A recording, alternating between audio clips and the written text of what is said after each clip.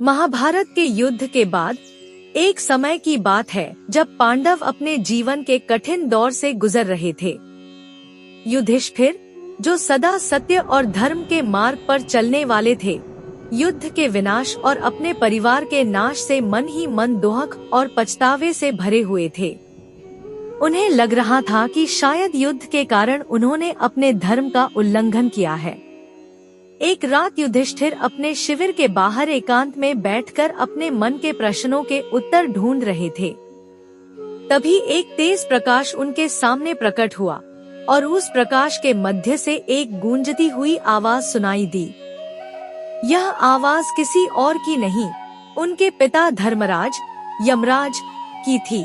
यमराज ने युधिष्ठिर के सामने प्रकट होते हुए कहा, पुत्र, तुम्हें जो पछतावा हो रहा है वह तुम्हारी सत्यनिष्ठा और न्याय के प्रति तुम्हारे समर्पण का प्रमाण है।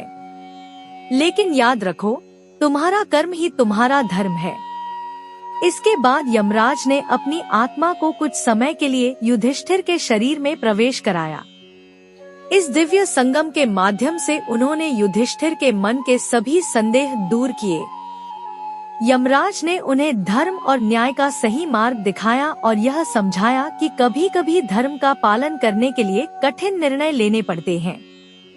यमराज ने कहा, तुम्हारे वचन और कर्म सदैव धर्ममय रहे हैं। युद्ध एक आवश्यकता थी और तुमने अपने राज्य और प्रजा के हित के लिए युद्ध किया।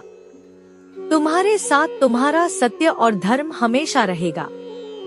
यमराज की आत्मा के प्रवेश से युधिष्ठिर के मन का बोझ हल्का हो गया। जब यमराज अपने स्वरूप में लौट गए, तब युधिष्ठिर और भी दृढ़ और निर्दोष महसूस करने लगे।